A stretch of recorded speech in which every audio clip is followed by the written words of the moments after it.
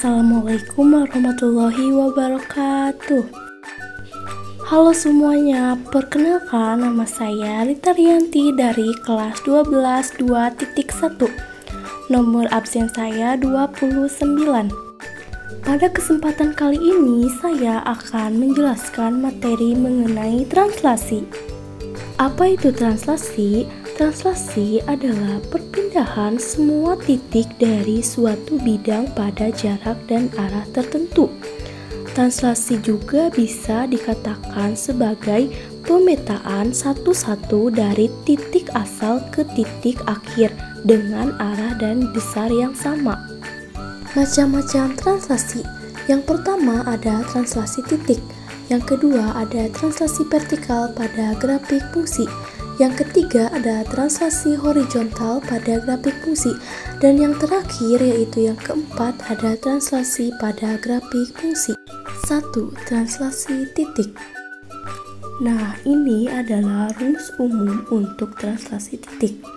Artinya, jika kita punya titik dengan koordinat x, y dan kita ingin menggesernya sejauh a satuan ke arah sumbu x dan b satuan ke arah sumbu y, maka koordinat titik baru setelah translasi adalah x ditambah a, y ditambah b.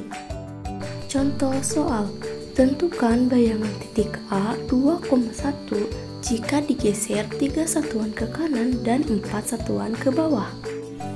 Langkah-langkah penyelesaian. Yang pertama yaitu kita harus memahami konsep translasi terlebih dahulu. Translasi digambarkan dengan vektor A, B di mana A sama dengan pergeseran horizontal ke kanan jika positif dan ke kiri jika negatif.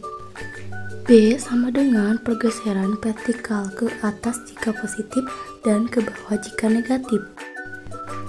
Dalam soal ini, titik A 2,1 digeser 3 satuan ke kanan, A sama dengan 3 dan 4 satuan ke bawah, B sama dengan min 4. Jadi, vektor translasinya adalah 3, min 4, A aksennya yaitu 5, min 3. Nah, yang kedua yaitu kita menentukan koordinat bayangan.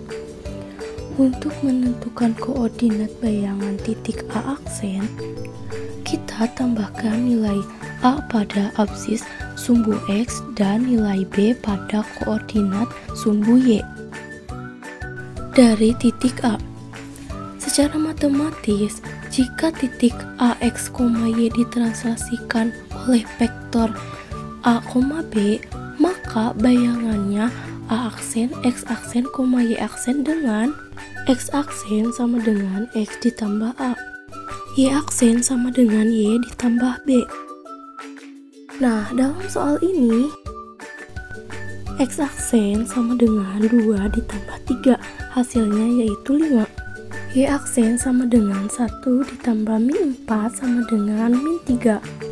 Jadi, bayangan titik A 2,1 adalah A aksen 5, min 3. Nah, ini adalah cara penyelesaian dalam contoh soal translasi titik. Yaitu yang pertama kita harus memahami konsep translasi terlebih dahulu.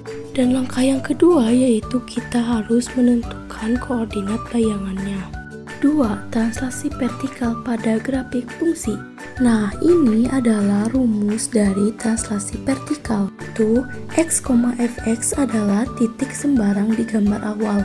X, fx ditambah k adalah titik baru setelah digeser. Yang berubah hanya nilai y yang atas, yaitu fx ditambah k. Jika k positif, misalnya 2, gambarnya akan naik ke atas sejauh 2 satuan. Jika k negatif, misalnya min 3, gambarnya akan turun ke bawah sejauh 3 satuan. Contoh soal, diketahui fungsi fx sama dengan 2x di titik A 2,1 ditranslasikan sejauh 3 satuan ke atas. Tentukan koordinat bayangan fungsinya. Langkah-langkah penyelesaian.